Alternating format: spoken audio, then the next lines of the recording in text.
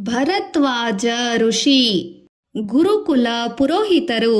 ಭರದ್ವಾಜರ ಘೋಷಣೆ ದೇಶ ದೇಶಗಳಲ್ಲಿ ಹರಡಿತು. ಅನೇಕ ಮಂದಿ ಶಿಷ್ಯರು ಭರದ್ವಾಜರಲ್ಲಿ ವಿದ್ಯೆ ಕಲಿಯಲು ಬಂದರು. ಅವರಿಗಾಗಿ ಸರಸ್ವತಿ ನದಿಯ ತೀರದಲ್ಲಿ ಒಂದು ಆಶ್ರಮವನ್ನು ನಿರ್ಮಿಸಿ ಗುರುಕುಲವನ್ನು ಸ್ಥಾಪಿಸಲಾಯಿತು. ಇಲ್ಲೇ ಭರದ್ವಾಜರ ಸುಪುತ್ರನಾದ ಗರ್ಗನು ಹುಟ್ಟಿದನು. ದಿನ ದಿನಕ್ಕೂ ಗುರುಕುಲದ ವಿದ್ಯಾರ್ಥಿಗಳ ಸಂಖ್ಯೆ ಬೆಳೆಯಿತು. ಸರಸ್ವತಿ ನದಿಯ ತೀರದ ತಪೋವನ ವೇದ ಘೋಷಗಳಿಂದ ಮೊಳಕಿತು. ವೇದಗಳನ್ನೇ ಅಲ್ಲದೆ ಕ್ಷತ್ರಿಯರಿಗೆ ತಿಳಿಯಬೇಕಾದ ಧನುರ್ವೇದ ಮತ್ತು ದಂಡನೀತಿಯ ಮೊದಲಾದವನ್ನು ಅಲ್ಲಿ ಕಲಿಸಲಾಗುತ್ತಿತ್ತು. ಗುರುಕುಲದಲ್ಲಿ ವಿದ್ಯೆ ಕಲಿಯುವವರಿಗೆ ಅನ್ನ ವಸ್ತ್ರಗಳು ಬೇಕಾದವಲ್ಲ, ಅದನ್ನು ಕೊಡುವವರು ಆಳುವ ರಾಜರು. ಭರದ್ವಾಜರ ಪ್ರಭಾವವನ್ನು ಮಹಿಮೆಯನ್ನು ಕೇಳಿ ಅನೇಕ ಮಂದಿ ರಾಜರು ಆಗಾಗ ಆಶ್ರಮಕ್ಕೆ ಬರುತ್ತಿದ್ದರು. ಗುರುಕುಲಕ್ಕೆ ಅವರು ಉದಾರವಾಗಿ ದಾನಗಳನ್ನು ಕೊಡುತ್ತಿದ್ದರು. ಹಾಲಿಗಾಗಿ ಕೊಡಲ್ಪಟ್ಟ ಹಸುಗಳೇ ಅಲ್ಲಿ ನೂರಾರು ಸಂಖ್ಯೆಯಲ್ಲಿದ್ದವು. ರಾಜರ ಅಲ್ಲಿ ಅಭಿಮಾನಕ್ಕೆ ಮತ್ತೊಂದು ಕಾರಣವೂ ಇತ್ತು. ರಾಜರು ಭರದ್ವಾಜರನ್ನು ತಮ್ಮ ಪುರೋಹಿತರನ್ನಾಗಿ ಪಡೆಯಲು ಮತ್ತೆ ಮತ್ತೆ ಬೇಡುತ್ತಿದ್ದರು. ಪ್ರಜೆಗಳನ್ನು ಪಾಲಿಸುವ ರಾಜರಿಗೆ ಆ ಕಾಲದಲ್ಲಿ ಪುರೋಹಿತನು ಬಲ ಭುಜವಿದ್ದು, ಹಾಗೆ ರಾಜರಿಗೆ ಪಟ್ಟಾಭಿಷೇಕ ಮಾಡುವವನು ಪುರೋಹಿತ, ಧರ್ಮದ ಮಾರ್ಗವನ್ನು ತೋರಿಸಿಕೊಡುವವನು ಪುರೋಹಿತ, ಆಡಳಿತದಲ್ಲಿ ಅವನ ಸಲಹೆಯೇ ಮುಖ್ಯ, ಕಷ್ಟ ಕಾಲದಲ್ಲಿ ಶಕ್ತಿ ಯುಕ್ತಿಗಳಿಂದ ರಾಜನನ್ನು ಪ್ರಜೆಗಳನ್ನು ರಕ್ಷಿಸಬೇಕಾದವನು ಅವನೇ. ಕೆಲವೊಮ್ಮೆ ಪುರೋಹಿತನು ಯುದ್ಧ ತಂತ್ರಗಳನ್ನು ಕ್ಷತ್ರಿಯ ಕುಮಾರರಿಗೆ ಕಲಿಸಿ ಕೊಡುವಂಥ ವಿದ್ವಾಂಸನಾಗಿರುತ್ತಾನೆ. ಭರದ್ವಾಜರು ಈ ಎಲ್ಲ ವಿದ್ಯೆಗಳಲ್ಲೂ ನಿಪುಣರು. ದೇವಾಂಶದಿಂದ ಜನಿಸಿ ದೇವತೆಗಳ ಪ್ರೀತಿಗೂ ಪಾತ್ರರಾದ ಮಹಿಮವಂತರು. ಇನ್ನೂ ಏನು ಕೇಳಬೇಕು? ಮೊದಲು ಸೆಳೆಯುತ್ತದೆ, ಕೆಲಸ ಮಾಡದಂತೆ ನರಳಿಸಿ ಕೊನೆಗೆ ಪ್ರಾಣವನ್ನೇ ಬಲಿಗೊಳಿಸುತ್ತದೆ. ಇದಕ್ಕೆ ಇರುವ ದಾರಿಯೊಂದೇ, ಇಂದ್ರನನ್ನು ಮೆಚ್ಚಿಸಿ ಅವನಿಂದ ಆಯುರ್ವೇದವನ್ನು ತಿಳಿಯಬೇಕು. ಈ ಕೆಲಸವನ್ನು ಮಾಡುವ ಯೋಗ್ಯತೆಯುಳ್ಳ ಮಹಾನುಭಾವರು ನೀವೊಬ್ಬರೇ. ಇಂದ್ರನಿಂದ ಆಯುರ್ವೇದವನ್ನು ಪಡೆದು ನಮ್ಮ ವ್ಯಾಧಿಗಳನ್ನು ಗುಣಪಡಿಸಿ ಕಾಪಾಡಿ. ಭರದ್ವಾಜರು ಕರೆಯುವುದಷ್ಟೇ ತಡ. ಇಂದ್ರನು ಪ್ರತ್ಯಕ್ಷನಾದನು. ಮುನಿಯ ಅಪೇಕ್ಷೆಯಂತೆ ಆಯುರ್ವೇದವನ್ನು ಕೊಟ್ಟನು. ಮುಂದೆ ಭರದ್ವಾಜರ ಶಿಷ್ಯನಾದ ದಿವೋದಾಸರಾಜನು ಅದನ್ನು ಹೆಚ್ಚು ಪ್ರಚುರಪಡಿಸಿದನು. ವೈದ್ಯ ದೇವತೆಯಾದ ಧನ್ವಂತರಿ ಅವತಾರ ಎನಿಸಿದ ದೇವೋದಾಸ. ಅಸುರರಿಂದ ಹಿಂಸೆ. ವಾರಶಿಕರೆಂಬ ಅಸುರರ ಹೆಸರನ್ನು ಈ ಮೊದಲೇ ಕೇಳಿದ್ದೇವೆ. ವರಶಿಕನೆಂಬ ಅಸುರನ ಮಕ್ಕಳೇ ವಾರಶಿಕರು. ಪರಮನೆಂಬ ಅಸುರನು ಇವರಲ್ಲಿ ಹಿರಿಯ. ಅವನಿಗೆ 100 ಜನ ತಮ್ಮಂದಿರು. ಹರ್ಯೂಪಿಯ ಎಂಬ ನದಿಯ ತೀರ ಪ್ರದೇಶದಲ್ಲಿ ಇವರ ರಾಜಧಾನಿ ಇತ್ತು. ಇವರೆಲ್ಲರೂ ದುಷ್ಟರು, ಧನಲೋಭಿಗಳು, ಪ್ರಜಾಹಿಂಸಕರು. ಇವರ ಬಳಿ ದೊಡ್ಡ ಸೈನ್ಯವೂ ಇತ್ತು. ಬೇರಾರಿಗೂ ಗೊತ್ತಿಲ್ಲದಂತಹ ಕವಚಧಾರಣೆಯನ್ನು ಇವರು ಕಲ್ತಿದ್ದರು. ಯುದ್ಧದಲ್ಲಿ ಶತ್ರುಗಳ ಬಾಣಗಳೆಲ್ಲವೂ ಅವರ ಕವಚಕ್ಕೆ ಬಿದ್ದು ವ್ಯರ್ಥವಾಗುತ್ತಿದ್ದವು ಹೊರತು ಶರೀರಕ್ಕೆ ನಾಟುತ್ತಿರಲಿಲ್ಲ. ಹೀಗಾಗಿ ಇವರನ್ನು ಎದುರಿಸುವ ವೀರರೇ ಇರಲಿಲ್ಲ. ಅಂತೆ ಇವರ ಹಿಂಸೆಗಳಿಗೆ ಲೋಕವೇ ತತ್ತರಿಸುವಂತಾಯಿತು. ವಾರಾಶಿಕರು ಅಭ್ಯಾಸವರ್ತಿಗಳು. ರಾಜದೊಳಗೆ ನುಗ್ಗಿದರು. ಯಜ್ಞ ಯಾಗಗಳನ್ನು ಕೆಡಿಸಿದರು. ಮನೆ ಮಾರುಗಳನ್ನು ಹಾಳುಗೆಡುವಿದರು. ಕಂಡ ಪ್ರಜೆಗಳನ್ನು ಮಕ್ಕಳೆಲ್ಲದೆ ಹೆಂಗಸರಲ್ಲದೆ ತಲೆ ಕಟ್ಟಿದರು. ಸಿಕ್ಕದ ಸಂಪತ್ತುಗಳನ್ನು ದೋಚಿದರು. ಅಭ್ಯಾವರ್ತಿಯ ಸಹಾಯಕ್ಕೆ ಸೈನ್ಯದೊಡನೆ ದೇವೋದಾಸನು ಬಂದನು. ಇಬ್ಬರು ವಾರ್ಷಿಕರನ್ನು ಎದುರಿಸಿ ಹೋರಾಡಿದನು. ಆದರೆ ಅಸುರರ ಕೈ ಮೇಲಾಯಿತು. ರಾಜರ ಸೈನ್ಯವನ್ನು ನಷ್ಟವಾಗಿ ಚದುರಿ ಹೋದವು. ಸೋಲು ನಿಶ್ಚಯವಾಯಿತು. ಬೇರೆ ದಾರಿ ಕಾಣದೆ ಅಭ್ಯಾವರ್ತಿ ಮತ್ತು ದಿವೋದಾಸರು ತಲೆಮರೆಸಿಕೊಂಡು ಭರದ್ವಾಜರ ಆಶ್ರಮಕ್ಕೆ ಬಂದು ಬಿದ್ದರು. ಬದುಕಿನ ಹೋರಾಟ. ಮಹಾತ್ಮರ ಘಾತಕರಾದ ವಾರಶಿಕರಿಂದ ಸೋತು ಬಂದಿದ್ದೇವೆ. ನಮ್ಮ ರಾಜ್ಯಗಳನ್ನು ಅವರು ಆಕ್ರಮಿಸಿದ್ದಾರೆ. ನಮ್ಮ ಸಂಪತ್ತು ಕೋಶಗಳು ಅವರದಾಗಿದೆ. ಇನ್ನು ನಮಗೆ ತಪೋವನವೇ ಶರಣು. ಹೀಗೆ ಎಂದರು. ಅಭ್ಯಾವರ್ತಿ ಮತ್ತು ದಿವೋದಾಸ. ಭರದ್ವಾಜರಿಗೆ ಆ ಮಾತು ಕೇಳಿ ಆಕಾಶವೇ ಕಳಚಿ ಬಿದ್ದಂತಾಯಿತು. ತಾವು ಧರ್ಮದ ಸ್ತಂಭಗಳನ್ನಾಗಿ ಯಾರನ್ನೂ ನಂಬಿಕೊಂಡಿದ್ದರೋ ಅವರೇ ಹೀಗೆ ನಿರಾಶರಾಗಿ ಬಂದಿದ್ದಾರೆ. ಕೋಪವನ್ನೇ ಕಂಡರಿಯದ ಭರದ್ವಾಜರ ಕಣ್ಣು ಕೆಂಪಾಯಿತು. ಕೆರಳಿದ ಕಾಳಸರ್ಪದಂತೆ ಬುಸುಗುಟ್ಟುತ್ತಾ ನೋಡಿದರು. ಛೇ, ಕ್ಷತ್ರ ಧರ್ಮವೇ, ಅಪಕೀರ್ತಿಯನ್ನು ತರುವಿರಾ? ಹೇಡಿಗಳಂತೆ ಯುದ್ಧಕ್ಕೆ ಹೆದರುವಿರಾ? ಅಭ್ಯಾಸವರ್ತಿಗಳು ಏಳು. ಅಭ್ಯಾವರ್ತಿಗಳೇ ಏಳಿರಿ. ನಿನ್ನ ಬಿಲ್ಲಿಗೆ ಹೆದರಿಯರೇ? ಅಧರ್ಮಿಗಳನ್ನು ಚೆಂಡಾಡು. ದಿಕ್ಕಿಲ್ಲದೆ ಅನಾಥರಂತೆ ಗೋಳಾಡುವ ನಿಮ್ಮ ಪ್ರಜೆಗಳನ್ನು ಒಮ್ಮೆ ಸ್ಮರಿಸಿಕೊಳ್ಳಿ. ಅವರ ಕ್ಷೇಮಕ್ಕಾಗಿ ನಿಮ್ಮ ಶರೀರವನ್ನು ಧಾರೆ ಎರೆಯಿರಿ. ಭಗವಂತ, ನೀವು ಕುಲಪುರೋಹಿತರು. ಮೇಲಾಗಿ ಸಜ್ಜನರ ರಕ್ಷಣೆಗಾಗಿ ಅವತರಿಸಿದ್ದೀರಿ. ದೇವತೆಗಳನ್ನು ನೀವು ಪ್ರತ್ಯಕ್ಷವಾಗಿ ಕರೆಯಬಲ್ಲಿರಿ. ನಿಮ್ಮ ಸಹಾಯವಿದ್ದರೆ ನಾವು ನಿಶ್ಚಯವಾಗಿ ಗೆಲ್ಲುತ್ತೇವೆ. ಆಜ್ಞಾಪಿಸಿರಿ ಎಂದು ಅಭ್ಯಾವರ್ತಿ ದಿವೋದಾಸರು ಹೇಳಿದರು. ದೇವತೆಗಳ ಸಹಾಯ. ಭರದ್ವಾಜ ಮುನಿಯ ಹೊಣೆ ಈಗ ಹೆಚ್ಚಿತು. ಅಸುರರೊಡನೆ ಯುದ್ಧವೆಂದರೆ ಸಾಮಾನ್ಯವಲ್ಲ. ಆಯುಧ ಸಾಮಗ್ರಿಗಳು ಬೇಕು. ಯೋಧರಿಗೆ ಅನ್ನ ಬಟ್ಟೆಗಳು ಬೇಕು. ಅರಸು ಮಕ್ಕಳು ಬರಿಗೈಯಲ್ಲಿದ್ದರು. ಪ್ರಜೆಗಳು ಬಡತನದಿಂದ ನರಳುತ್ತಿದ್ದರು. ಭೂಮಿಯ ಸಂಪತ್ತೆಲ್ಲ ಅಸುರರ ಕೈ ಸೇರಿತು. ಈ ಪರಿಸ್ಥಿತಿಯಲ್ಲಿ ಭರದ್ವಾಜರು ತಮ್ಮ ಕರ್ತವ್ಯವನ್ನು ನಿರ್ವಹಿಸಿದರು. ಆಶ್ರಮದ ಅಗ್ನಿಕಂಡದಲ್ಲಿ ಅಗ್ನಿದೇವನನ್ನು ಜ್ವಲಿಸುತ್ತಿದ್ದರು. ಭರದ್ವಾಜ ಮುನಿ ವೇದಿಕೆಯಲ್ಲಿ ಕುಳಿತರು. ನಿಷ್ಠೆಯಿಂದ ಇಂದ್ರನನ್ನು ಸ್ತುತಿಸಿದರು. ದೇವನೇ, ಸತ್ಕಾರ್ಯ ಸಹಾಯಕನನ್ನು ನೀನೇ ಲೋಕದ ಒಡೆಯ.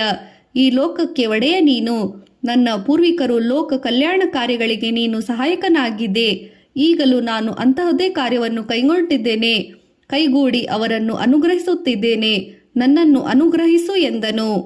ಇಂದ್ರನ ನೆರವು. ಯಜ್ಞ ಮಂಟಪದಲ್ಲಿ ಮಿಂಚಿನಂತ ಅದ್ಭುತವಾದ ಬೆಳಕು ಮೂಡಿತು. ಇಂದ್ರನು ಪ್ರತ್ಯಕ್ಷನಾದನು. ಭರದ್ವಾಜ, ನಿನ್ನ ಇಷ್ಟವು ನೆರವೇರಲಿ. ನನ್ನಿಂದ ಏನಾಗಬೇಕು ಹೇಳು. ಇಂದ್ರದೇವ, ನೀನು ಮರುತಗಳೊಡನೆ ಲೋಕವನ್ನು ಪಾಲಿಸುವ ಪ್ರಭು. ಅಸುರರು ತಾವೇ ಹೆಚ್ಚಿನವರೆಂದು ಅಹಂಕಾರದಿಂದ ಲೋಕವನ್ನು ಹಿಂಸಿಸುತ್ತಿದ್ದಾರೆ. ಅವರನ್ನು ದಮನ ಮಾಡು. ವಿಶ್ವದ ಈ ಮಕ್ಕಳಿಗಾಗಿ, ಪಶುಗಳಿಗಾಗಿ ಮತ್ತು ಎಲ್ಲರ ಅನ್ನ ನೀರುಗಳಿಗಾಗಿ ನಿನ್ನನ್ನು ಸ್ತುತಿಸುತ್ತಿದ್ದೇನೆ. ತಥಾಸ್ತು. ಅಸುರರನ್ನು ನಿಗ್ರಹಿಸಿ ಧರ್ಮ ರಕ್ಷಣೆ ಮಾಡಲು ದೇವತೆಗಳಾದ ನಾವೆಲ್ಲರೂ ಈ ಕ್ಷತ್ರಿಯ ವೀರರಿಗೆ ಬೆಂಬಲಿಗರಾಗಿದ್ದೇವೆ. ನೀನು ಅಶ್ವಿನಿ ದೇವತೆಗಳ ಸಹಾಯದಿಂದ ಈಗ ಯುದ್ಧ ಸಾಮಗ್ರಿಗೆ ಬೇಕಾದ ಸಂಪತ್ತನ್ನು ಪಡೆದುಕೋ. ಇಂದ್ರನು ಅಂತರ್ಧಾನನಾದನು. ಭರದ್ವಾಜರು ಅಶ್ವಿನಿ ದೇವತೆಗಳನ್ನು ಸ್ಮರಿಸಿದರು. ಅವರು ಭರದ್ವಾಜರಿಗೆ ಒಂದು ಗುಪ್ತ ನಿಧಿಯನ್ನೇ ತೋರಿಸಿದರು. ಆ ಸಂಪತ್ತನ್ನು ತಂದು ಭರದ್ವಾಜರು ದಿವೋದಾಸನಿಗೆ ಕೊಟ್ಟರು. ಯುದ್ಧ ಸೈನ್ಯಗಳು ಸಜ್ಜಾಗಿ ನಿಂತವು. ಭರದ್ವಾಜರ ಶಿಷ್ಯ ಪಾಯಮುನಿಯು ಕ್ಷತ್ರಿಯ ವೀರರ ಮೈಗೆ ಮಂತ್ರಯುಕ್ತವಾದ ಕವಚಗಳನ್ನು ತೊಡಿಸಿದರು. ಅಭ್ಯಾವರ್ತಿ ದಿವೋದಾಸರಿಬ್ಬರು ಭರದ್ವಾಜರ ಪಾದಗಳಿಗೆ ವಂದಿಸಿ ಆಶೀರ್ವಾದ ಪಡೆದರು. ಎಲ್ಲರೂ ರಥವನ್ನೇರಿದರು. ಭೀಕರ ಹೋರಾಟ ಆರಂಭವಾಯಿತು. ಅಭ್ಯಾವರ್ತಿಯು ದಿವೋದಾಸನು ವೀರಾವೇಶದಿಂದ ಹೋರಾಡಿದರು. ಒಬ್ಬರಿಗೊಬ್ಬರಾಗಿ ಅಸುರ ನಾಯಕರು ಸತ್ತು ಉರುಳಿದರು. ರಾಜರಿಗೆ ಜಯವಾಯಿತು. ವಾರಶಿಕರರು ಸೆರೆಯಲ್ಲಿಟ್ಟಿದ್ದ ಮಂದಿಯವರನ್ನೆಲ್ಲ ಬಿಡುಗಡೆ ಮಾಡಲಾಯಿತು. ಅವರು ಸೋರೆ ಮಾಡಿ ಸಂಗ್ರಹಿಸಿದ ಅಪಾರ ಸಂಪತ್ತು ಅಭ್ಯಾವರ್ತಿಯು ತನ್ನ ರಾಜಧಾನಿಗೆ ಸಾಗಿಸಿದನು. ಶಂಬರಾಸುರ. ವಾರಶಿಕರರು ಸತ್ತರೆಂಬ ಸುದ್ದಿ ತಿಳಿದೊಡನೆ ಶಂಬರನೆಂಬ ಅಸುರನು ವಿಷಸರ್ಪದಂತೆ ಬುಸುಗುಟ್ಟಿದನು. ಏಕೆಂದರೆ ಅವನು ಸಹ ವಾರಶಿಕರನಂತೆ ದುಷ್ಟನಾಗಿ ತನಗೆ ಎದುರಿಸುವವರು ಇಲ್ಲವೆಂದು ಗರ್ವಪಡುತ್ತಿದ್ದನು. ಶಂಬರನು ಕಾಶಿರಾಜದ ನೆರೆಯಲ್ಲೇ ಇದ್ದ ಬೆಟ್ಟ ಗುಡ್ಡಗಳ ನಾಡಿನ ಪ್ರಭು, 100 ಪಟ್ಟಣಗಳ ಒಡೆಯ. ಎಷ್ಟೋ ಮಂದಿ ರಾಜರು ಅವನ ಹಾವಳಿಗೆ ಹೆದರಿ ಸೋಲನ್ನೊಪ್ಪಿದರು. ದಿವೋದಾಸನಿಗೆ ಅವನು ಪ್ರಬಲ ಶತ್ರು.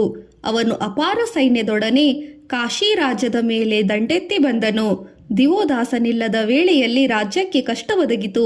ವಿಷಯವನ್ನು ತಿಳಿದ ದಿವೋದಾಸನು ರಾಜಧಾನಿಗೆ ಧಾವಿಸಿದನು. ಆದರೆ ಆ ವೇಳೆಗಾಗಲೇ ಅಸುರರು ಕಾಶಿಯನ್ನು ಕೆಡವಿದರು. ಎಲ್ಲೆಲ್ಲೂ ಪ್ರಜೆಗಳ ಹಾಹಾಕಾರ, ಗೋಳಾಟ. ಮತ್ತೆ ಭರದ್ವಾಜರೆಡೆಗೆ. ದಿವೋದಾಸನಿಗೆ ಮತ್ತೊಮ್ಮೆ ಭರದ್ವಾಜ ಮುನಿ ಬೆಂಬಲವಾಗಿ ನಿಂತರು. ರಾಜರಿಂದ ಸೋಮರಸವನ್ನು ಸಮರ್ಪಣೆಯೊಡನೆ ಯಜ್ಞವನ್ನು ಮಾಡಿಸಿ ಇಂದ್ರನನ್ನು ಬರಮಾಡಿಸಿದರು.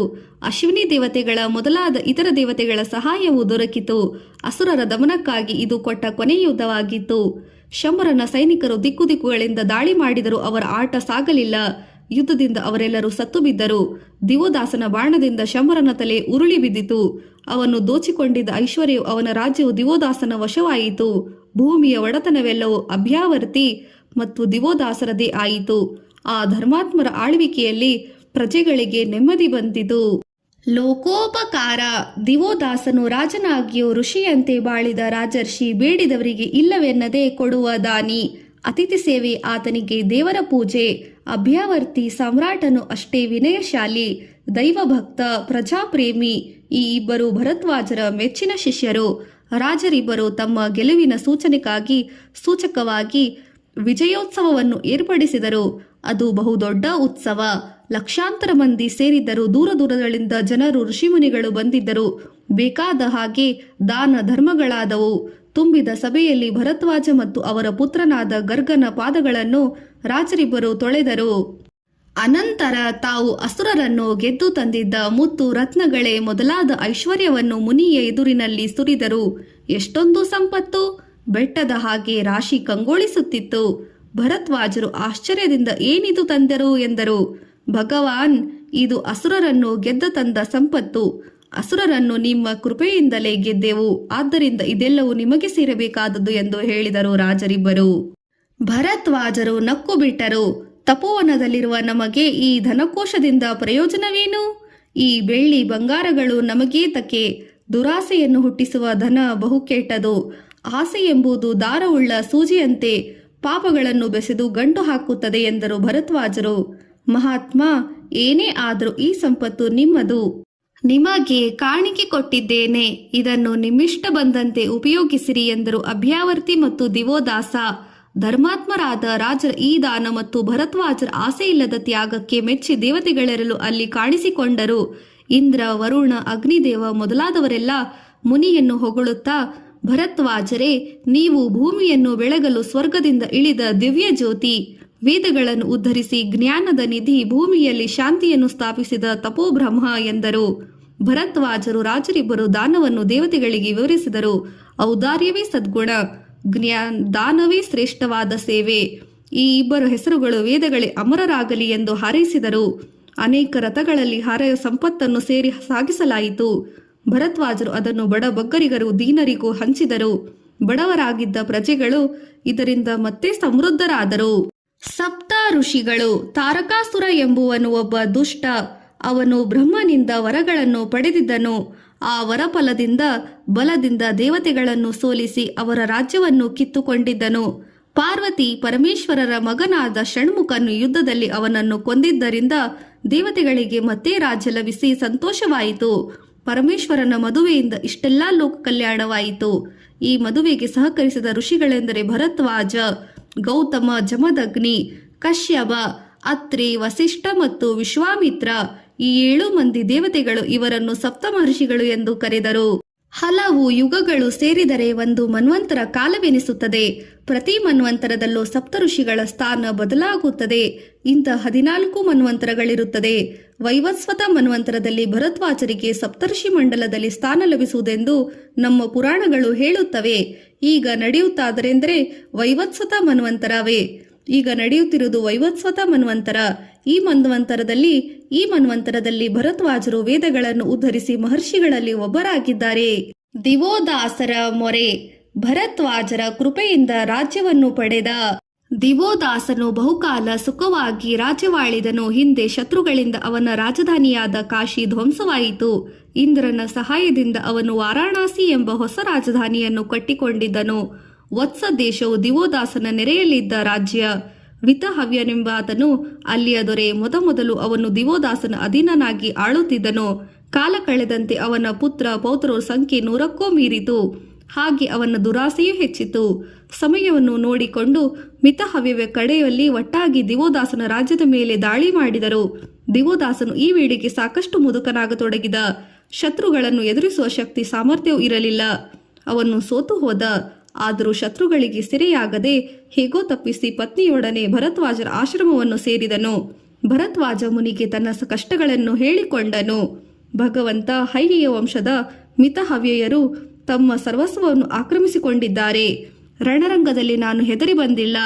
ಆದರೆ ಶತ್ರುಗಳ ಸೈನ್ಯ ಅಪಾರವಾಗಿದೆ. ಅವರಿಗೆ ಜಯ ಲಭಿಸಿದೆ ತೀರುತ್ತದೆ. ನನಗಾದರೂ ಮಕ್ಕಳೇ ಇಲ್ಲ. ಯುದ್ಧದಲ್ಲಿ ನಾನು ಮಡಿಸಿದರೆ ನನ್ನ ವಂಶವೇ ಇಲ್ಲದಂತಾಗುತ್ತದೆ. ಆದ್ದರಿಂದ ತಮ್ಮ ಸಲಹೆಗಾಗಿ ಬಂದಿದ್ದೇನೆ. ದಿವೋದಾಸನಿಗೆ ಅನುಗ್ರಹ. ಭರದ್ವಾಜರು ತುಂಬಾ ಕರುಣಾಳು. ದಿವೋದಾಸನ ಮೇಲೆ ಅವರಿಗೆ ಕರುಣೆ ಉಕ್ಕಿತು. ಹೆದರಬೇಡ, ನಿನಗೆ ಒಳ್ಳೆಯದಾಗುವಂತೆ ಮಾಡುತ್ತೇನೆ ಎಂದು ಭರವಸೆ ನೀಡಿದರು. ದಿವೋದಾಸನು ಪತ್ನಿಯೊಡನೆ ಭರದ್ವಾಜರ ಆಶ್ರಮದಲ್ಲೇ ನಿಂತನು. ಭರದ್ವಾಜರು ದಿವೋದಾಸನಿಂದ ಮಕ್ಕಳಿಗಾಗಿ ಯಜ್ಞಗಳನ್ನು ಮಾಡಿಸಿದರು. ಶುಭ ಮುಹೂರ್ತದಲ್ಲಿ ದಿವೋದಾಸನ ರಾಣಿಯು ಗಂಡು ಮಗುವನ್ನು ಹೆತ್ತಳು. ಅವನೇ ಮುಂದೆ ಧರ್ಮಾತ್ಮನೆಂದು ಪ್ರಸಿದ್ಧನಾದ ಪ್ರಥರ್ಧನನಿಗೆ ಭರದ್ವಾಜರೇ ಧನುರ್ವಿದ್ಯೆಯನ್ನು ಯೋಗವಿದ್ಯೆಯನ್ನು ಕಲಿಸಿದರು. ಅವನು 13 ವರ್ಷದವನಾಗುತ್ತಲೇ ಅರಣ್ಯವಾಸಿಗಳಾದ ಯುವಕರ ಸೈನ್ಯವನ್ನು ಕಟ್ಟಿದನು. ದಿವೋದಾಸನ ಆನಂದಕ್ಕೆ ಮಿತಿಯೇ ಇಲ್ಲ. ಭರದ್ವಾಜರು ಆಶ್ರಮದಲ್ಲೇ ಅವನಿಗೆ ಯುವರಾಜ ಪಟ್ಟಾಭಿಷೇಕ ಮಾಡಿದರು. ಅನಂತರ ಅವನಿಗೆ ಕವಚವನ್ನು ತೋಡಿಸಿ ಬಿಲ್ಲು ಬಾಣಗಳನ್ನು ಕೈಗಿತ್ತರು. ಪ್ರಥರ್ಧನ ಶತ್ರುಗಳನ್ನು ಸೋಲಿಸಿ ನಿನ್ನ ತಂದೆಯ ಋಣವನ್ನು ತೀರಿಸು ಎಂದು ಹರಸಿದರು. ಗಂಗಾ ನದಿಯ ತೀರದಲ್ಲಿ ಭಯಂಕರ ಯುದ್ಧವಾಯಿತು. ಮಿತಹವ್ಯರೆಲ್ಲರೂ ಹತರಾದರು. ಉಳಿದುಕೊಂಡಿದ್ದ ಮುದುಕನಾದ ಮಿತಹವ್ಯನೊಬ್ಬನು ಮಾತ್ರ ಭೃಗುಮುನಿಯ ಆಶ್ರಮಕ್ಕೆ ಹೋಗಿ ತಪೋದೀಕ್ಷೆಯನ್ನು ಪಡೆದನು. ಪ್ರತರ್ಧನು ಭೃಗುವಿಗೆ ಆಶ್ರಮವರೆಗೂ ಬೆನ್ನಟ್ಟಿ ಹೋದನಾದರೂ ವಿಷಯವನ್ನು ತಿಳಿದು ಶಾಂತನಾದನು. ಅವನು ಭೃಗುಮುನಿಯ ಆಶೀರ್ವಾದವನ್ನು ಪಡೆದು ಹಿಂತಿರುಗಿದನು. ದಿವೋದಾಸನು ಮುಂದೆ ತನ್ನ ಮಗನನ್ನು ಸಿಂಹಾಸನದಲ್ಲಿ ಕೂಡಿಸಿ ರಾಜನನ್ನಾಗಿ ಮಾಡಿ ಆಮೇಲೆ ಅವನು ಮತ್ತೆ ತಪಸ್ಸಿಗಾಗಿ ಭರದ್ವಾಜರ ಆಶ್ರಮಕ್ಕೆ ಬಂದು ಬಿಟ್ಟನು. ದೇವತೆಗಳ ನಡುವೆ ಭರದ್ವಾಜರು ಮತ್ತೊಮ್ಮೆ ತೀರ್ಥಯಾತ್ರೆ ಕೈಗೊಂಡರು. ಈ ಸಲ ಭೂಮಿಯಲ್ಲಿ ಪ್ರಜೆಗಳು ನೆಮ್ಮದಿಯಿಂದಿರುವುದನ್ನು ಕಂಡು ಅವರಿಗೆ ಸಮಾಧಾನವಾಯಿತು. ಅತ್ರಿಯೇ ಮೊದಲಾದ ಇತರ ಮಹರ್ಷಿಗಳೊಡನೆ ಅವರು ಹೆಜ್ಜೆ ಇಟ್ಟ ಭಾರತದ ಪ್ರತಿ ಕ್ಷೇತ್ರವು ಪವಿತ್ರ ತೀರ್ಥವಾಯಿತು. ಸಪ್ತ ಋಷಿಗಳ ಹೆಸರಿನಲ್ಲಿ ಇಂದಿಗೂ ಅನೇಕ ಜಲಕುಂಡಗಳು ತೀರ್ಥಗಳು ಕಂಡುಬರುತ್ತದೆ. ಸರಸ್ವತಿ ನದಿ ತೀರದಲ್ಲಿ ಅವರ ಆಶ್ರಮ ತಪೋಧಾಮವಾಯಿತು. ಅಪಾರ ಸಂಖ್ಯೆಯ ಶಿಷ್ಯರು ವೇದಘೋಷವು ಈ ರಮ್ಯ ತಪೋವನವನ್ನು ಗಿಡಗಿಡವನ್ನು ಪವಿತ್ರವನ್ನಾಗಿ ಮಾಡಿತು. ಶಾಂತನಾದ ಆ ಮುನಿಯು ವಾಸಿಸುತ್ತಿದ್ದ ಅರಣ್ಯದಲ್ಲಿ ಕ್ರೂರ ಮೃಗಗಳು ಸಹ ಋಷಿಯಂತೆ ವೈರಾಗ್ಯ ತಾಳಿದ ಹಾಗೆ ಶಾಂತ ಸ್ವಭಾವವನ್ನು ಪಡೆದವು. ಮುನಿಯ ಮುದಿತನ ಆವರಿಸಿತು. ದೀರ್ಘಕಾಲದ ತಪಸ್ಸಿನಿಂದ ಅವರು ಒಂದು ದಿನ ನಿಧಾನವಾಗಿ ಕಣ್ಣು ತೆರೆದರು. ಆಗ ತಾನೇ ಬೆಳಗಾಗುತ್ತಲೇ ಹಕ್ಕಿಗಳಿ ಚಿಲಿಪಿಲಿ ಕಲವರ ಕೆಂಪಾಗಿ ಕಿವಿಗೆ ಇಂಪಾಗಿತು. ಎಲ್ಲೆಲ್ಲೋ ಗಿಡಗಳ ಹಸಿರು ಹೂಗಳ ಸುಗಂಧಿತ ಕೂಡಿದ ತಂಗಾಳಿ. ಸಮೀಪದಲ್ಲೇ ಅವರ ಪತಿವ್ರತೆಯಾದ ಪತ್ನಿ ಸುಶೀಲೆಯವರು ಕೈಜೋಡಿಸಿ ಆಕಾಶದೆಡೆಗೆ ನೋಡುತ್ತಿದ್ದಳು. ಭರದ್ವಾಜರು ಬೆಳಗಿನ ದೇವಿಯಾದ ಉಷೆಗೆ ತಮ್ಮ ಪ್ರಾರ್ಥನೆಯನ್ನು ಸಲ್ಲಿಸಿದರು.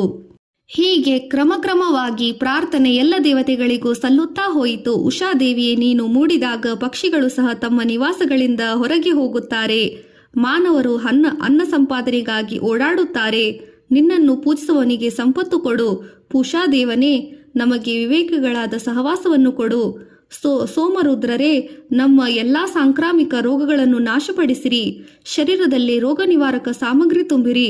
ಇಂದ್ರಾವರುಣರೇ, ನಿಮ್ಮ ಕೃಪೆಯಿಂದ ಪ್ರವಾಹವನ್ನು ದೋಣಿಯಿಂದ ದಾಟುವಂತೆ ನಾವು ಪಾಪಗಳನ್ನು ದಾಟುವಂತಾಗಲಿ. ಇದು ಕೇವಲ ಭರದ್ವಾಜರು ತಮಗಾಗಿ ಮಾತ್ರವಲ್ಲ ಸಲ್ಲಿಸಿದ ಪ್ರಾರ್ಥನೆಯಲ್ಲ, ಮಾನವ ಕೋಟಿಗಾಗಿ ಸಲ್ಲಿಸಿದ ಋಷಿಯ ಪ್ರಾರ್ಥನೆ. ಆಕಾಶದಲ್ಲಿ ಅದೊಂದು ಅದ್ಭುತ ಪ್ರಕಾಶ ಮೂಡಿತು. ಭರದ್ವಾಜ ದಂಪತಿಗಳ ಮೇಲೆ ದೇವತೆಗಳು ಹೂಮಳೆಯನ್ನು ಸುರಿಸಿದರು. ದಿವ್ಯ ರಥವೊಂದು ಇಳಿಯಿತು. ಇಂದ್ರಾದಿ ದೇವತೆಗಳು ಆ ಪುಣ್ಯ ಮೂರ್ತಿಗೆ ಕೈಮುಗಿದು, ಮಹಾತ್ಮ, ದೇವಲೋಕದಲ್ಲಿ ನೆಲೆಸಲು ಬಾ ಎಂದರು. ದಿವ್ಯ ದೇಹದೊಡನೆ ಭರದ್ವಾಜ ದಂಪತಿಗಳು ರಥವನ್ನೇರಿ ದೇವಲೋಕವನ್ನು ಸೇರಿದರು. ಋಷಿ ವಿಭೂತಿ. ಭಾರತವು ಋಷಿಗಳ ತೌರಾಗಿ ಜಗಜ್ಜನಿಸಿವೆನಿಸಿದೆ. ಭರದ್ವಾಜರು ಋಷಿಗಳಲ್ಲಿ ಶ್ರೇಷ್ಠರೆನಿಸಿದ ವಿಭೂತಿ ಪುರುಷರು. ಋಷಿ ಪಂಚಮಿಯ ದಿನ ಇಂದಿಗೂ ಸಪ್ತ ಋಷಿಗಳಲ್ಲಿ ಭರದ್ವಾಜ ದಂಪತಿಗಳು ಪೂಜಿಸಲ್ಪಟ್ಟುದುಂಟು. ಋಗ್ವೇದದಲ್ಲಿ 6ನೇ ಮಂಡದಲ್ಲಿ ಭರದ್ವಾಜರ ಸೂಕ್ತಗಳಿವೆ. ಅವರ ಶಿಷ್ಯರಾದ ಗರ್ಗ, ಪಾಯು, ಸುಹೃತ, ಸುಹೋತ್ರ ಮೊದಲಾದವರು ಸೂಕ್ತಗಳು ಇವೆ. ಅಭ್ಯಾವರ್ತಿ ಮತ್ತು ದಿವೋದಾಸ ಅಥವಾ ಪ್ರಸೋಕ್ತನ ಹೆಸರುಗಳು ಅಲ್ಲಿ ಪ್ರಶಂಸಿತವಾಗಿದೆ. ಋಗ್ವೇದದ ಮಹಿಮೆಯನ್ನು ಪಾಶ್ಚಾತ್ಯರು ಹೊಗಳಿದ್ದಾರೆ. ಭೂಮಿಯಲ್ಲಿ ಮತ್ತು ನದಿ ಪರ್ವತಗಳಲ್ಲಿ ಋಗ್ವೇದದ ಮಹಿಮೆ ಶಾಶ್ವತವೆಂದು ಮ್ಯಾಕ್ಸ್ ಮುಲ್ಲರ್ ಎಂಬ ಪಾಶ್ಚಾತ್ಯ ವಿದ್ವಾಂಸಗಳು ನುಡಿದರು. ಹೀಗೆ ಜ್ಞಾನಕ್ಕಾಗಿ ಮತ್ತು ಇತರರ ಕಲ್ಯಾಣಕ್ಕಾಗಿ ಬದುಕಿದ ಮಹಾಪುರುಷ ಭರದ್ವಾಜ ಚಕ್ರವರ್ತಿಯಾಗುವ ಅವಕಾಶ ತಾನಾಗಿ ಬಂದರೂ ಅದರಿಂದ ಆಕರ್ಷಿತನಾಗದೆ ಲೋಕದ ಸೇವೆಗಾಗಿ ನಿಂತ ಹಿರಿಯ ಚೇತನ. ಅಗಾಧವಾದ ವಿದ್ಯೆಯನ್ನು ಕಟ್ಟುಪಟ್ಟು ಸಂಪಾದಿಸಿ ಆ ವಿದ್ಯೆಯನ್ನು ಲೋಕ ಕಲ್ಯಾಣಕ್ಕಾಗಿ ಧಾರೆ ಎರೆದರು. ಒಳ್ಳೆಯವರಿಗೆ ಕೆಟ್ಟವರಿಗೆ ಘರ್ಷಣೆ ಪ್ರಪಂಚದಲ್ಲಿ ಸಾವಿರಾರು ವರ್ಷಗಳಿಂದ ನಡೆದುಕೊಂಡು ಬಂದಿದೆ. ಭರದ್ವಾಜರ ಕಾಲದಲ್ಲಿಯೂ ಈ ಘರ್ಷಣೆ ನಡೆಯುತ್ತಲೇ ಇತ್ತು. ಈ ಘರ್ಷಣೆಯಲ್ಲಿ ಒಳ್ಳೆಯವರು ರಕ್ಷಣೆಗೆ ನಿಂತ ಭರದ್ವಾಜರು ಸಜ್ಜನರಿಗೆ ತಾವೇ ಒಂದು ಕೋಟೆ ಎನ್ನುವಂತೆ ಬಾಳಿದರು. ಭರದ್ವಾಜರ ಅಸಾಮಾನ್ಯ ವಿದ್ಯೆ ಶಕ್ತಿಗಳನ್ನು ಕಂಡು ಅನೇಕ ರಾಜರು ಅವರನ್ನು ಪುರೋಹಿತರನ್ನಾಗಿ ಮಾಡಿಕೊಂಡು ಅವರ ಶಿಷ್ಯರಾಗಿ ರಾಜಭಾರ ಮಾಡಲು ಬಯಸಿದರು. ಆದರೆ ರಾಜ್ಯಾಧಿಕಾರಿ ರಾಜರೆಲ್ಲರೂ ಅವರು ಹುಡುಕಿದ್ದದ್ದು ಧರ್ಮಾತ್ಮ. ಅವರು ಧರ್ಮಾತ್ಮರಾದದ್ದರಿಂದ ತಮ್ಮ ವಿದ್ಯೆ, ತಮ್ಮ ಶಕ್ತಿ ಧರ್ಮ ಮಾರ್ಗದಲ್ಲಿ ನಡೆಯುವ ಲೌಕಿಕ ಶಕ್ತಿಗೆ ಮಾತ್ರ ನೆರವಾಗಬೇಕು ಎಂಬುದು ಅವರ ನಿರ್ಧಾರ. ತಮ್ಮ ಶಿಷ್ಯರೆಂದರೆಲ್ಲ ವೀರರು ಎಂದು ಪಾದ ಕಾಣಿಕೆಗೆ ಒಪ್ಪಿಸಿದು ಕಣ್ಣು ಕೂರೈಸುವ ಸಂಪತ್ತೆಲ್ಲ ಬಡಬಗ್ಗರಿಗೆ ದಾನ ಮಾಡಿದರು. ಈ ಮಹಾತ್ಮರು ಅವರು ಮಾಡಿದ ಪ್ರತಿಜ್ಞೆ ಎಲ್ಲ ಕಾಲದಲ್ಲೂ ಎಲ್ಲ ಜ್ಞಾನಿಗಳು, ಎಲ್ಲ ಧೀರರು, ಎಲ್ಲ ಶ್ರೀಮಂತರು ಹೃದಯದಲ್ಲಿ ನಿಲ್ಲಬೇಕು ಎಂದು ಪ್ರತಿಜ್ಞೆ ಆಗಬೇಕು. ಅವರ ಪ್ರತಿಜ್ಞೆ ಹೀಗಿತ್ತು: ಪ್ರಪಂಚದ ಎಲ್ಲ ಮಾನವರು ನನ್ನ ಬಂಧುಗಳು. ಇವರ ಸೇವೆಗೆ ನನ್ನ ಬಾಳನ್ನು ಮುಡಿಪಾಗಿಡುತ್ತೇನೆ. ಪರೋಪಕಾರಕ್ಕಾಗಿ ನನ್ನ ತಪಶಕ್ತಿಯನ್ನು, ಶರೀರವನ್ನು ಉಪಯೋಗಿಸುತ್ತೇನೆ. ಭರದ್ವಾಜ ಮುನಿ ದೇವಲೋಕಕ್ಕೆ ಭೂಲೋಕಕ್ಕೆ ಸೇತುವೆಯಂತೆ ಬಾಳಿದ ದೇವಮಾನವ. ತಮ್ಮ ಜ್ಞಾನ, ತಪಸ್ಸು, ದಯೆ, ಪ್ರಜಾಸೇವೆಯಿಂದ ಭಾರತದ ಕೀರ್ತಿಯನ್ನು ಹರಡಿದರು. ಅನೇಕ ಕಷ್ಟಗಳನ್ನು ನೀಗಿಸಿ ಬೆಳಗಿದ ಋಷಿ. ಪ್ರತಿದಿನ ಬೆಳಿಗ್ಗೆ ಭಕ್ತಿಯಿಂದ ಅವರನ್ನು ಹೀಗೆ ಸ್ಮರಿಸುವುದು ಪುಣ್ಯ. ಭರದ್ವಾಜಂ ಮಹಾಶಾಂತಂ ಸುಶೀಲಾಪತಿ ಮೂರ್ಛಿತಂ ಅಕ್ಷಸಗ್ರಗ್ಧಂ ಸಗಂಧಂ ಹಸ್ತಂ ಚ ಮುನಿಮಾಂಗಿರಸಂ ಭಜೆ. ಭರದ್ವಾಜಂ ಮಹಾಶಾಂತಂ ಸುಶೀಲಾಪತಿ ಮೂರ್ಛಿತಂ ಅಕ್ಷಸಗ್ರಂಥಂ ಹಸ್ತಂ ಚ ಮುನಿಮಾಂಗಿರಸಂ ಭಜೆ. ಇದರ ಅರ್ಥ, ಜಪಮಾಲೆಯನ್ನು ಚಂದನವನ್ನು ಕೈಯಲ್ಲಿ ಹಿಡಿದಿರುವ ಶಾಂತನು ಸುಶೀಲಾದೇವಿಯ ಪತಿಯು ಅಂಗೀರಸ ವಂಶದಲ್ಲಿದ್ದವರು ಆದ ಭರದ್ವಾಜರಿಗೆ ನಾನು ನಮಸ್ಕರಿಸುತ್ತೇನೆ.